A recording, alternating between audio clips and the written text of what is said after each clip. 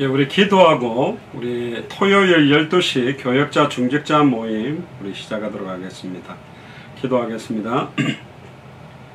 주는 그리스도시요 살아계신 하나님의 아들이시나이다. 하나님 진심으로 감사드립니다.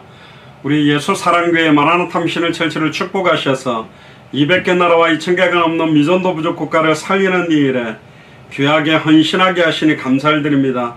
특별히 사도행전에 있었던 초대교회에 있었던 그런 교역자들과 중직자들이 이 시대에 세워져서 사도행전 그대로의 역사들이 일어날 수 있는 이 일을 놓고 저희들이 말씀 받고 기도하고 준비합니다. 모든 시간마다 주님이 능력으로 함께 하시며 온전히 주님께서 성령으로 충만케 하여 주옵소서. 오늘도 찬송 가운데, 말씀 가운데, 기도 가운데 역사하시고 응답하여 주시옵소서. 감사드리며 승리하신 주 예수 그리스도 이름으로 기도드리옵나이다. 아멘. 네, 우리 주의 신을 내가 떠나 찬양하겠습니다.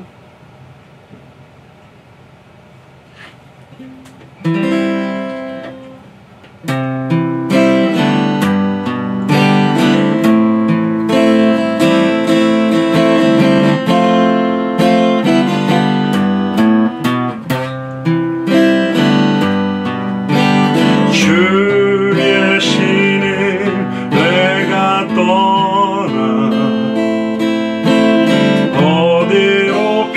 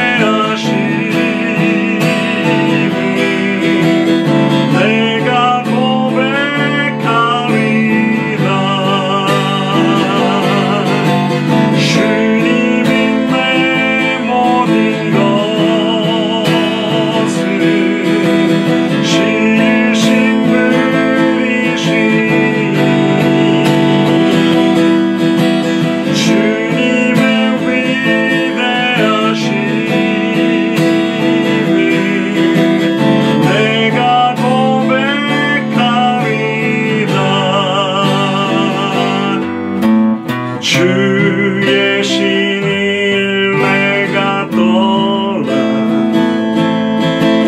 어디로 피하리까. 주님 모든 것 아시오니 어디로 가리까. 내가 새벽 날개치며 저 바다 끝에 거해도 어둠 곳은 이지 못하리라. 주님의 손이 날 인도해. 주님의 손이 날 인도해. 주님의 손이 날 인도해.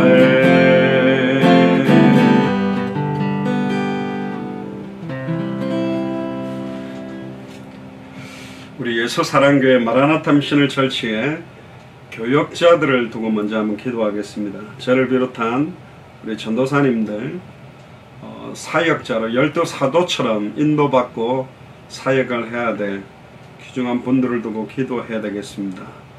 특별히 하나님께서 당대 세계복음화를 위해서 또 목사님들, 전도사님들을 만나게 하셨는데 한 분 한 분들에게 예수님이 세웠던 그 12사도에게 임했던 영권과 메시지와 은혜를 덧입혀달라고 우리 예수사랑교회 마라나타 미션을 철치의 교역자들을 두고 우리 통성을 한번 기도하겠습니다.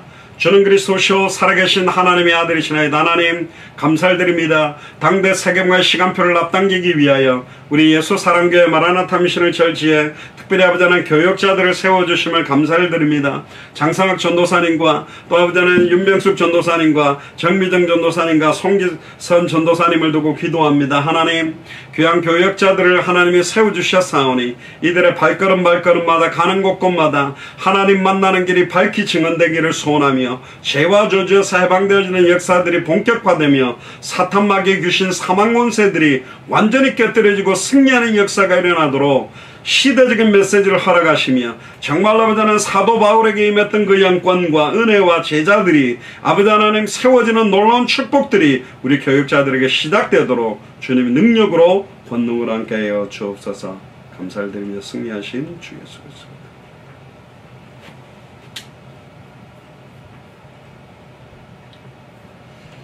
여호와 우리 주여, 예전에 우리가 불러본 찬양입니다만은 같이 찬양하겠습니다.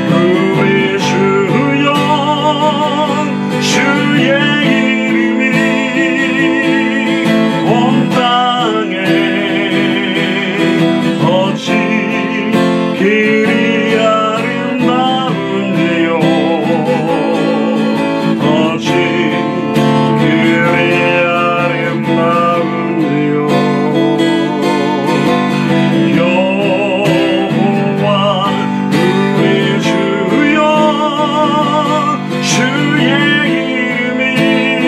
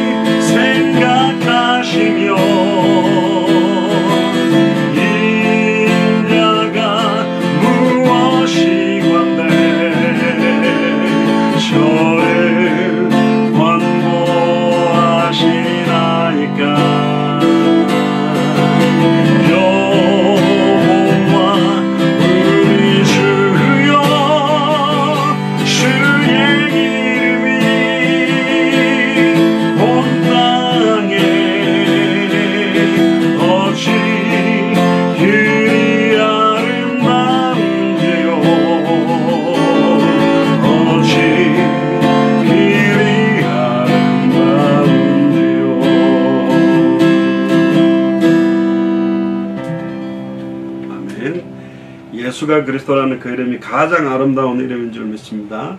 우리 예수 사랑교회 마라나타 미션을 철치의 중직자들을 두고 한번 기도하겠습니다. 세워주신 많은 중직자들이 있습니다. 장로님들, 권사님들, 집사님들, 성도님들이 있습니다. 한 분 한 분들에게 초대교회에 있었던 70인 제자, 7 집사와 같은 브리스길라, 아굴라와 루디아와 야손 같은 그런 은혜와 응답들이 본격적으로 넘치도록 하나님께서 역사해달라고 기도하겠습니다. 주는 그리스도시요 살아계신 하나님의 아들이시나이다. 하나님 진심으로 감사를 드립니다. 우리 예수 사랑교회와 마라나타 미션을 철치해 귀중한 중직자들을 세워주시니 감사를 드립니다. 하나님 중직자들 한 사람 한 사람에게 성령의 충만함을 더입혀 주옵소서. 세우신 장로님들을 두고 기도합니다. 권사님들을 두고 기도합니다. 집사님들을 두고 기도합니다. 안수 집사님을 두고 기도합니다. 성도님들을 두고 기도합니다. 하나님 우리 중직자들 한 사람 한 사람에게 시대를 살릴 수밖에 없는 성령의 충만함을 더입혀 주옵소서. 정말로 아버지는 예수님이 세웠던 70인 제자처럼, 초대교회가 세웠던 7 집사처럼, 정말로 아버지는 브리스길라, 아굴라처럼, 정말로 야손처럼, 루디아처럼, 정말로 아버지는 한 시대의 예수 그리스도의 이름을 밝히 증언하는 일에 온전히 쓰임받는 가장 모델적인 중직자들로 주님의 능력으로 권능을 함께 하여 주시옵소서.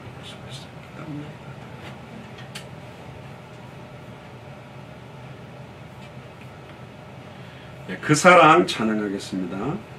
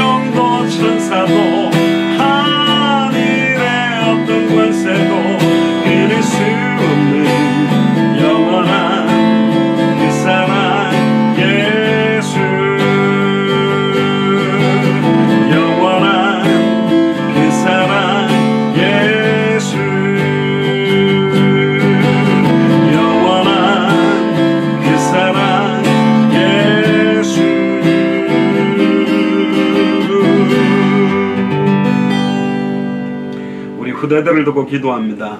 우리 후대들 한 영혼 한 영혼에게 정말로 성령의 충만함을 주시고 참된 은혜를 주시며 예수가 그리스도는 참된 복음 앞에 완전히 자복하고 주와 복음을 위해 살아도 주를 위해 살고 죽어도 주를 위해 죽는 그런 인생이 될 수 있도록 우리 후대들을 축복해달라고, 우리 후대들을 공격하는 사탄 마귀 귀신의 세력들이 완전히 박살나도록 기도하겠습니다.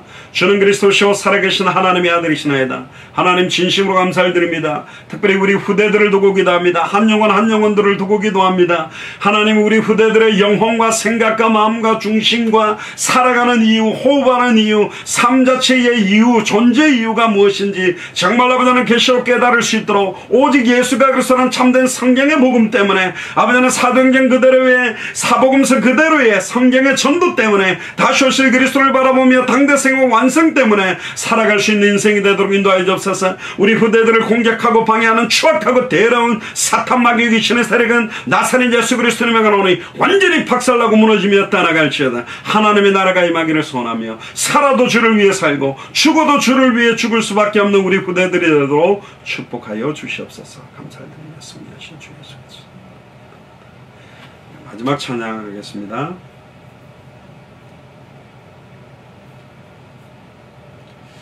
제가 어릴 때 불렀던 찬양인데요, 어떻게 찬양 이렇게 찾다가 나왔습니다. 우리 같이 가사를 생각하면서 불 속에라도 들어가.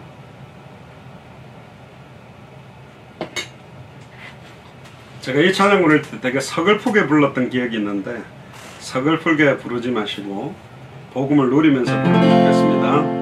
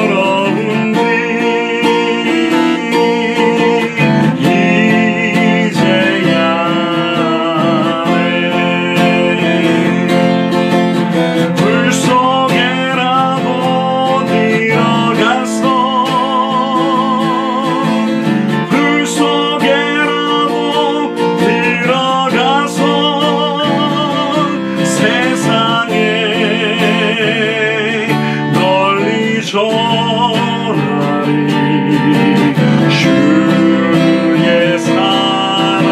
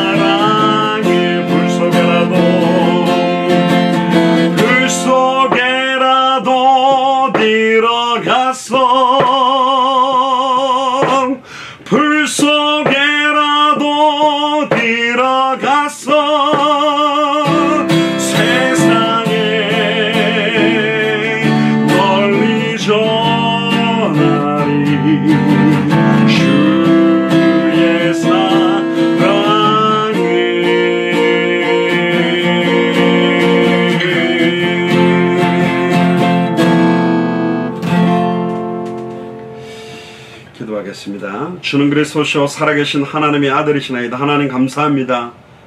토요일 12시에 특별히 교역자, 중직자 모임으로 모였습니다. 하나님, 당대 세계문화를 완성할 수 있는, 만민을 위하여 깃발을 들 수 있는 교역자들이 세워지며 중직자들이 세워지는 은혜가 임하기를 소원합니다. 임직 받는 것이 끝이 아니라 임직 이후부터 본격적으로 그 임직에 합당한 은혜들이 임하도록 인도하여 주옵소서. 하나님, 우리들의 영혼과 생각과 마음을 성령으로 충만케 하시고 목자 없는 양과 같이 유리하며 방황하는 너무나 많은 영혼들을 살리는 하나님 아버지의 마음을 깨닫고 정말로 아버지 하나님, 현장에 대한 참된 은혜가 저희들에게 회복될 수 있도록 정말로 한 맺힌 원한 맺힌 기도가 본격적으로 시작되도록 200개 나라를 놓고 2000개가 넘는 미전도 부족 국가를 놓고 합당한 자, 평안을 받을 자, 옥토와 같은 그리스도의 제자들을 놓고 인도받는 시간이 되며 말씀 받는 시간이 되도록 축복하여 주옵소서.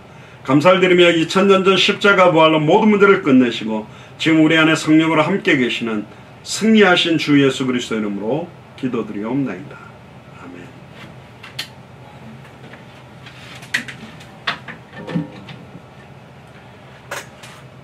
아멘. 우리가 중간에 조금 텀이 있었는데요. 오늘 이어서 마태복음 13장입니다. 마태복음 13장 24절부터 58절까지의 본문을 통해서 천국 비유와 전도 현장 사역이라는 제목으로 하나님의 말씀을 나누겠습니다. 마태복음 13장을 펴보시면 13장 24절부터 읽어가면서 중직자들에게 주시는 중요한 말씀들을 나누도록 하겠습니다.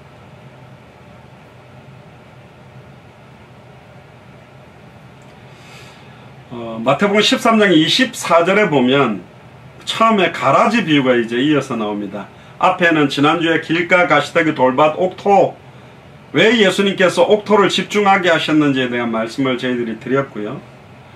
목사님들 중에서도 길가, 가시더기, 돌밭, 옥토와 같은 시간표가 있고 중직자들도 그렇습니다. 그래서 시간표가 와 있는 그 옥토를 중심으로 본격적인 사역을 먼저 펼쳐야만 되는 이유가 지난번에 나누었는데요. 24절에 보면 예수께서 그들 앞에 또 비유를 베풀어 가라사대 천국은 좋은 씨를 제밭에 뿌린 사람과 같다. 천국 비유와 전도 현장 사역인데요. 자, 천국이 뭐냐? 진짜 예수를 그리스도로 알고 믿고 영접하는 순간에 우리 속에 하나님의 나라가 임한 것입니다. 또 실제적으로 눈에 보이게 하나님의 나라가 이제 임하는 시간표가 분명히 올 것입니다. 근데 여기 천국 비유를 말씀하시면서 좋은 씨를 자기 밭에 뿌린 사람과 같다. 자, 이제 이 의미를 잘 알아야 됩니다. 좋은 씨라는 자체가 굉장히 중요한 포커스입니다. 썩은 씨를 던져본들 아무리 물을 주고 썩은 씨가 좋은 땅에 떨어져도 열매 맺지 못합니다. 좋은 씨앗이 좋은 땅에 떨어져야 됩니다.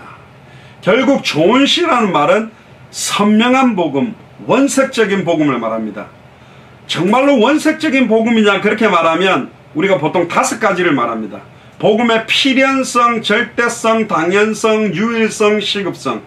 복음의 절대성이란 말은 요한복음 14장 6절에 내가 곧 길이요 진리요 생명이니 나로 말미암 정말 아버지께로 올 자가 없다. 예수님을 통해서만 하나님을 만납니다. 그러니까 유대인들은 하나님을 만날 수가 없어요. 예수를 그리스도로 인정하지 않기 때문에 나로 말미암지 않고는 아버지께로 올 자는 없습니다. 그럼 뭐 유대인들이 야훼라고 섬기고 있는 신은 야훼라고 부르는, 이렇게 말하면 유대인도 완전 뒤집어지겠지만 하나님께 직접 간구할 수가 없게 되어 있습니다. 예수님을 통해서만 아버지께 나아갈 수 있다니까요. 복음의 절대성, 복음의 필연성은 뭐냐? 사도행전 4장 12절에 천하 인간의 구원 얻을 다른 이름을 우리에게 주신 일이 없다. 구원 얻을 다른 이름들 주신 적이 없습니다. 필연적으로 예수 이름이 필요하게 되어 있습니다. 그리고요, 당연성, 마태복음 24장 14절에 이 천국 복음이 모든 민족에게 증언되기 위하여 온 세상에 전파되리니 그제야 끝은 올 수밖에 없다. 당연히 이 복음은 증거되게 돼 있고 당연히 원세계 복음이라면 끝은 올 수밖에 없다.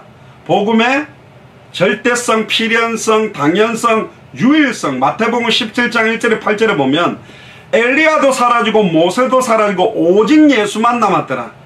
목사님도 사라지고 단체도 사라지고 오직 예수만 남아야 됩니다. 그리스도보다도 목사님들을 더 강조한다. 그리스도보다도 교회나 단체를 더 강조한다. 그게 복음이 결핍된 거고 그게 변질된 것입니다. 변질된 상태이기 때문에 그런 거예요. 오직 예수 그리스도의 이름만이 찬송과 영광과 존귀를 받는 겁니다. 엘리야도 사라지고 모세도 사라지고 선지자와 율법의 대표자들이 사라지고 율법을 완성하신 오직 그리스도만 남게 전하는 것이 바로 복음입니다. 그리고 복음의 시급성, 요한계시록 22장 20절에 보면 내가 진실로 속히 오리니 아멘 주 예수여 오시옵소서. 복음의 시급성입니다. 그 어떤 거 하나도 빠지면 안 됩니다. 절대적인 복음, 필연적인 복음, 당연한 복음, 또 시급한 복음, 유일한 복음, 이 5가지가 좋은 씨앗을 말하는 겁니다. 정확한 복음, 퓨어라는 말, 여기에다가 순수한 물, 이 물도요 수돗물이 있고 뭐 시궁창물이 있고 개울물이 있고 바닷물이 있고 물 종류도 다양합니다. 그런데 정말로 순수한 그 물, 깨끗한 그 물 차이가 있는 것입니다. 겉으로 봐서는 몰라요. 마셔봐도 알 수 있습니다. 마셔도 몰라요. 좀 있어 보면 배탈 나는 물도 있다니까. 깨끗한 순수한 복음, 여기에다가 미숫가루가 들어가면 미숫가루가 되고 커피가루가 들어가면 커피가 되고 오렌지 가루를 넣으면 오렌지 주스가 되고 망고 가루를 넣으면 망고 주스가 된다니까. 독약을 넣어버리면 독약이 되는 것입니다. 다른 게 섞이면 안 돼요. 그래서 복음을 지켜낸다. 원색적인 예수가 그리스도나 원색의 복음을 허용하지 않고 지키는 부분만큼은 생명을 걸어야 됩니다. 이거는 열어주면 안 돼요. 이걸 열기 시작하면 열면서부터 변질되고 섞이면서 잘못돼버린 거예요. 예수님을 엘리야처럼 신비운동, 은사운동, 능력운동 강조하는 쪽으로 가면 안 됩니다. 예수님을 예레미야처럼 박애주의적이면서 정말로 많은 사람들을 돕는 그런 박애주의, 뭐 인권운동, 박애주의 가지고는 안 돼요. 예수님은 세례요한처럼 사회운동, 인권운동 하는 걸로 이야기하면 안 됩니다. 예수님은 선지자 중에 하나처럼 지식운동하는 메시지처럼 전달하면 안 된다니까요. 예수님은 그리스도입니다. 그리스도와 엘리야, 예레미야, 선지자, 세례요한이 뭐가 다른지를 모르는 거예요. 이들은 아담의 후손, 남자와 여자의 씨가 만나서 결혼한 사람은 아담의 후손으로 죄인입니다. 죄인은 사탄을 이길 수 없고 사단에게 종노릇하게 돼 있고 죄인은 죄와 저주 가운데 있고 죄인은 하나님을 만나게 못합니다. 인간에게 하나님과 단절된 이후 모든 문제의 근본 원인 3가지가 뭐냐? 사탄 문제, 죄 문제, 하나님을 떠난 문제. 이 사탄 문제를 해결할 수 있는 창세기 3장 15절에 여자의 후손이 뱀의 머리를 박살내고 뱀은 여자의 후손의 발꿈치를 상하게 한다. 뱀의 머리를 박살내는 참된 왕, 발꿈치가 상하게 되므로 피 흘려 죽으심으로 우리의 죄를 대속하시는 희생제물 되시는 참제사장, 그리고 여자의 후손 동정녀 탄생으로 말미암아 죄 없는 100% 사람의 몸, 100% 하나님의 몸을 입으신 그분만이 참 선지자로 하나님을 만나게 한다. 그리스도라는 단어 안에는 인간의 근본 문제 원인 3가지와 근본 해결책 3가지 직분이 합한 이름이라니까요. 굉장히 중요한 이름입니다. 정확한 좋은 복음, 선명한 복음을 자기 밭에 뿌린 사람과 같다. 자기 밭이란 말은 1차적으로는 우리의 현장, 우리의 교회. 그런데 25절을 보세요. 사람들이 잘 때에 그 원수가 와서 곡식 가운데 가라지를 덧뿌리고 갔다. 그러니까 좋은 씨를 좋은 땅에다가 뿌린다고 해도 눈에 보이지 않게 이 사탄 마귀 귀신의 세력이 현장에 가라지를 덧뿌리고 가는 경우가 있다. 결국은 복음에 반대되기도 하고 대적하기도 하고 은혜 받았다고 했다가 뒤집어지기도 하고 막 울고불고 했다가 바뀌기도 하고 이런 현장들이 많아진다는 겁니다. 가라지도 있습니다. 알곡만 있는 게 아니라 가라지도 있고 교회 안에는 양의 탈을 쓴 이리도 있고 거짓 선지자도 있고 다 들어있는 것입니다.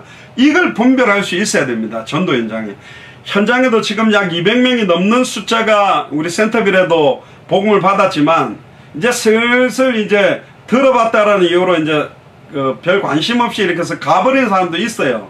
이제 그 중에 진짜 말씀을 딱 듣고 사모하는 사람들을 찾아내야 되는 거예요. 그리고 말씀 들으러 가려고 하는 친구들을 이렇게 못 듣게 하려고 쓱 데리고 가는 사람도 있다니까. 또 영접 안 하는 사람도 이제 나타나기 시작했어요. 서서히 가라지들이 나타난다니까요. 싹이 나고 결실할 때의 가라지도 보이거늘 집주인의 종들이 와서 말하되 주여 밭에 좋은 씨를 심지 아니하였나이까. 그러면 가라지가 어디서 생겼나이까. 주인이 가로되 원수가 이렇게 하였구나. 종들이 말하되 그러면 우리가 가서 이것을 뽑기를 원하시나이까. 주인이 가로되 가만두어라. 가라지를 뽑다가 곡식까지 뽑을까 염려하노라. 자, 이게 이제 교회 사역에서 좀 어려운 부분입니다. 또 전도 현장 사역에서의 어려운 부분입니다. 교회 안에도 길가 가시떨기 돌밭 옥토가 있고 교회 바깥에 현장도 길가 가시떨기 돌밭 옥토가 있습니다. 그런데요, 교회 안에도 가라지가 있고 교회 바깥에도 가라지가 있어요. 그런데 이 가라지 역할하는 사람들을 뽑아낼 때 교회의 순수성을 보호하고 교회의 원색적인 색깔을 보호할 때 뽑아내다가 알고까지 다칠 수 있다. 그래서 언제까지 30절에 보니까 둘 다 추수 때까지 함께 자라게 두어라. 추수 때에 내가 추수꾼들에게 말하기를 가라지는 먼저 거두어 불사르게 단을 묶고 곡식은 모아 내 곳간에 넣어라 하리라.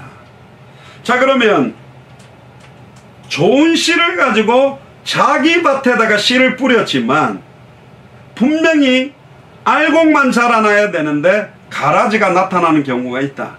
이게 가라지가 알곡과 함께 이렇게 자라기 때문에 이걸 완전히 뽑아낼 때에 문제가 생길 수 있는 것이 있다라는 이야기를 합니다. 그래서 사실은 우리가 선별해서 사역을 하지만 선별의 한계점은 분명히 있는 것입니다. 뭐 옛날에 어떤 대통령이 우리 대한민국을 개혁하려고 하니까 다 잘라야 될 판이다, 그렇게 이야기를 한 적이 있다 하거든요. 그렇게 따지면 뭐 저도 똑바로 안 돼 있는데, 저도 아닌 게 많은데, 결국은 아니라고 생각되는 부분과 맞다고 생각되는 부분들을 그대로 한번 두어봐라.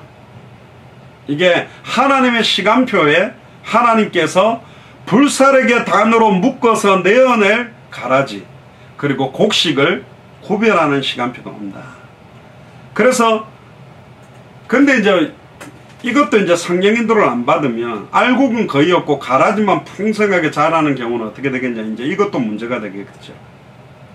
결국은 가라지 비유를 하면서 가라지 때문에 알곡을 다치게 할 필요는 없다. 이게 굉장히 중요한 포커스입니다. 그래서 우리가 주로 포커스의 핵심이 뭐냐? 알곡입니다. 그러니까 알곡이 혹시나 다치거나 알곡의 곡식들이 떨어질까봐 그대로 두는 것입니다. 그러니까 포커스는 알곡이에요. 31절에 또 보세요. 두 번째 이제 천국 비유가 나옵니다. 또 비유를 베풀어 가라사대 천국은 마치 자기 밭에 갖다 심은, 또 여기 보세요. 또 자기 밭입니다. 자기 현장, 자기가 섬기는 교회에 갖다 심은 겨자씨 하나를 갖다. 겨자씨 비유가 나옵니다. 천국 비유 첫 번째는 가라지, 두 번째는 겨자씨 하나리 나옵니다. 저도 이스라엘 성지순례를 갔을 때 겨자씨를 갖다가 봤는데요. 너무 작아가지고 옛날에 우리 그 책갈피 코팅지에다가 이렇게 한 몇 개를 이렇게 딱 넣어가지고 딱 코팅을 해서 줘요. 근데 그거 보면요, 겨자씨가 뭐냐, 그냥 샤프 펜슬 가지고 그러니까 A4 용지에다가 점을 하나 탁 찍으면 그게 겨자씨입니다. 진짜 작아요. 저보다도 훨씬 작은 거죠. 그러니까 샤프 펜슬 가지고 점을 하나 콕 찍은 게 겨자씨 하나리거든요. 그런데 재밌는 거 뭐냐, 32절에 이 모든 씨보다 작은 곳이로되. 좋은 씨들이 있어요. 이건 굉장히 중요한 비유입니다. 좋은 씨와 겨자씨 하나를 딱 비교하는 게 뭐냐, 어마어마하게 풍성한 좋은 씨가 있으면 좋지만 겨자씨만한 조금 예수가 그리스도라는 그것을 알고 믿는다라는 그 복음, 그 조그마한 것도 나중에 어느 정도의 어마어마한 큰 영향력이 있는가. 간혹 신학 공부를 많이 한 목사님들은 평신도들을 그냥 빨리 훈련시켜 현장 보는 게 안 된다. 더 문제 일으킨다. 그래서 신학 과정을 철저하게 시켜야 된다. 그래서 막 성경도 많이 읽게 하고 막 신학 공부도 막 많이 시켜서 이렇게 사역자로 세우는데 뭐 그렇게 할 수 있다면 하면 좋은데 현장이 시급하기 때문에 비유가 맞을지 안 맞을지 모릅니다만은 이렇게 비유를 해볼게요. 차를 운전해가지고 지금 죽어가는 사람을 빨리 태워가지고 병원에다 데려다 주는 거를 해야 되는데 빨리 지금 죽어가는 사람이 있는데 차를 운전하려고 딱 하니까 자동차 공학 박사가 와가지고 야 지금 사람 태워가는 게 문제가 아니라 자동차가 먼저 아냐. 자동차가 4기통이 있고 6기통이 있고 8기통인데 흡입, 압축, 폭발, 배기 이게 4행정인데 2행정은 흡입, 압축이 같이 되고 폭발, 배기가 같이 되는 반으로 뭐 그런가 그렇습니다. 하여튼 피스톤이 1분에 몇 번 움직이는지 아느냐. 안에 엔진이 어디고 뭐 또 이렇게 안에 뭐 베어링이 뭐며 이런 막 해부 막 자세한 자동차가 움직이는 원리를 자꾸 가르쳐주고 있어요. 지금 사람 죽어가는데 근데 아주머니들이 그 자동차가 4기통인지 6기통인지 8기통인지 피스톤이 몇 개 있는지 이게 뭐 마력이 몇 마력인지 그거 몰라도 앉아가지고 키 넣고 돌려서 악셀에다 밟고 브레이크 밟고 운전면허 따서 사람 싣고 가서 병원에 갖다 줄 정도면 충분하다.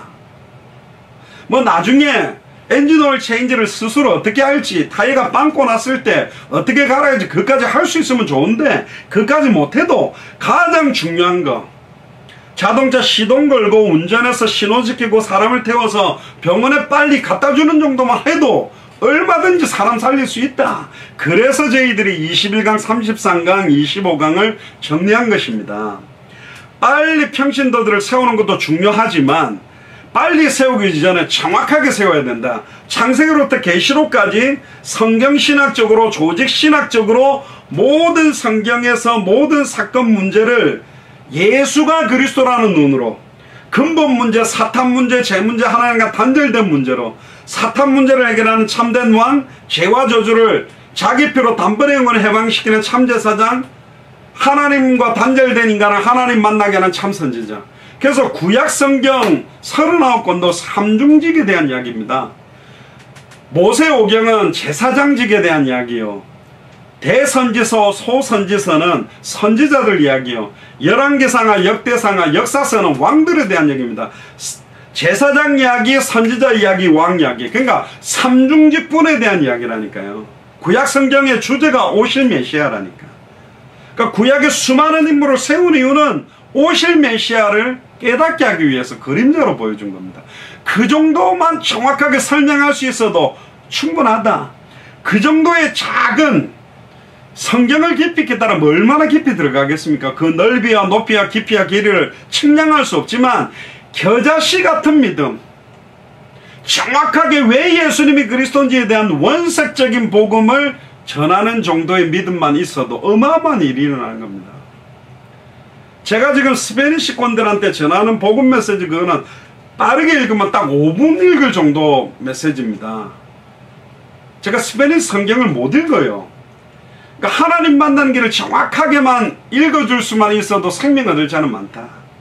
그걸로 끝이 아니잖아요. 생명 얻은 사람들을 말씀으로 뿌리 내리고 이들이 또 다른 사람들에게 전도할 수 있도록 돕는 정도로 이제 해야죠. 그래서 스페니시 21강, 33강, 25강을 제가 스페니시어를 완전히 뭐 할 수는 없지만 스페니시어를 보고 딱 읽을 수 있는 정도로 좀 하고 싶거든요. 지금 한국어 음을 적어놓고 읽기 때문에 하는데 정 안되면 뭐 33강 1강부터 아예 한국어 음으로 다 발음을 들어가지고 그 적어가지고 제가 읽어도 됩니다. 또 그 사람들이 읽게 해도 돼요.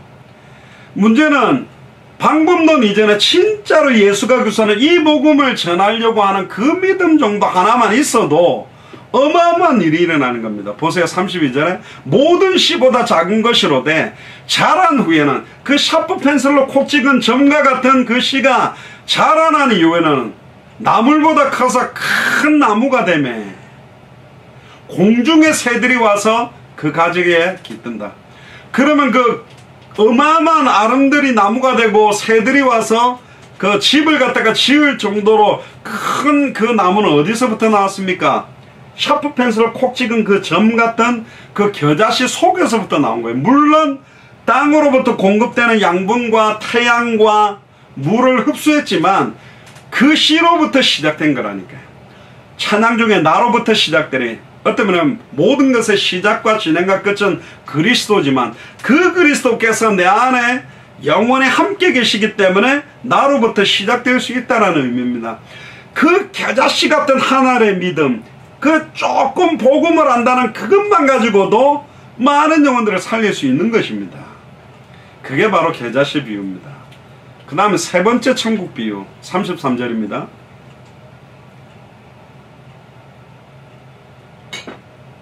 또 비유로 말씀하시되 천국은 마치 여자가 가루 서말 속에 갖다 너 전부 부풀게 한 누룩 같으니, 누룩 비유가 나옵니다. 가라지 비유, 그 다음에 뭐죠? 겨자씨 비유, 그 다음에 이제 누룩 비유가 나옵니다. 누룩이 뭐냐? 우리로 말하면 그 뭐라 그러죠? 빵을 부풀게 하는 거. 하여튼 뭐 있잖아요. 이스트 같은 거. 하여튼 그게 옛날에 호떡 같은 거 구울 때 그냥 밀가루 반죽에 딱 구우면 이게 그 뭔가 쫀득한 맛이 없는데 누룩을 넣어가지고 이렇게 따뜻한 아랫목에 덮어놓으면 이게 부풀어 오르거든요. 저희 어머니가 그런 빵을 해주셨는데 너무 많이 부풀어 오면 빨간 다라이 바깥으로 막 이렇게 흘러나오기도 하잖아요. 그 부풀게 해가지고 먹으면 되게 맛있거든요. 그런데 누룩이라는 의미는 안 좋은 의미로 대부분 많이 쓰이는데 여기에서는 굉장히 좋은 의미로 쓰입니다. 가루 서말 속에 있는 모든, 여기로 말하면 밀가루를 부풀리게 만들 수 있다. 모든 부분에 영향력을 줄 수 있는 영향력에 대한 부분입니다. 정확한 예수가 그리스도는 성경의 복음을 가진 자가 한 사람이 한 학교에, 한 가정에, 한 직장에 있다면 모든 사람들을 부풀리게 만드는, 모든 부분에 영향력을 주는, 영적인 부분과 생각적인 부분과 마음의 부분과 육신의 부분과 환경과 모든 부분에 영향력을 줄 수 있는 영향력에 대한 부분이 이 누룩과 같은 역할을 하는 겁니다. 누룩은 눈에 보이지 않지만 전체의 영향력을, 보이지 않게 영향력을 주는 겁니다. 그리고 34절에 예수께서 이 모든 것을 무리에게 비유로 말씀하시고 비유가 아니면 아무것도 말씀하지 아니하셨으니. 왜 예수님이 비유로 하셨냐? 우리로 같으면 쉽게 풀어주려고 하는데 왜 비유로 하셨냐? 그것도 말씀을 이루려고. 35절에 보니까 선지자로 말씀하신 바 내가 입을 열어 비유로 말하고 창세부터 감추어진 것을 드러내리라 함을 이루려 하심이라. 성경 그대로 또 이루려고요. 또 36절에 보세요. 예수께서 무리를 떠나사 지부에 들어가시니 제자들이 나와 가로되 밭의 가라지의 비유를 우리에게 설명하여 주소서. 제자들이 들어와서 좀 더 설명해 달라니까 또 이걸 또 설명해 주십니다. 대답하여 가라사대 좋은 씨를 뿌리는 이는 인자요 밭은 세상이요 좋은 씨는 천국의 아들이요 가라지는 악한 자의 아들이요. 가라지를 심은 원수는 마귀요 추수 때는 세상 끝이요 추수꾼들은 천사들이니. 그런즉 가라지를 거두어 불에 사르는 것이 세상 끝에도 그러하리라. 예수님이 이 내용들을 정확하게 설명해 주시죠. 그리고 41절을 보세요. 인자가 그 천사를 보내드린 저희가 그 나라에서 모든 넘어지게 하는 것과 또 불법을 행하는 자들을 거두어내어 풀무불에 던져 넣으리니 거기서 울며 이를 갈미 있으리라. 그때의 의인들은 자기 아버지 나라에서 해와 같이 빛나리라. 귀 있는 자는 들으라 그랬습니다. 그러니까 알곡과 가라지의 비유를 통해서 완벽하게 선별되고 양과 염소를 나누겠다라는 메시지가 여기 들어있고요. 특히 또 44절에 또 천국 비유가 나옵니다. 천국 비유는 마치 밭에 감추인 보화와 같다. 사람이 이를 발견한 후 숨겨두고 기뻐하여 돌아가서 자기 소유를 다 팔아 그 밭을 샀느니라. 그러니까 밭 주인이 따로 있는데 그냥 밭에 일하는데 그 안에 어마어마하게 큰 보화와 금덩어리가 들어있는 거예요.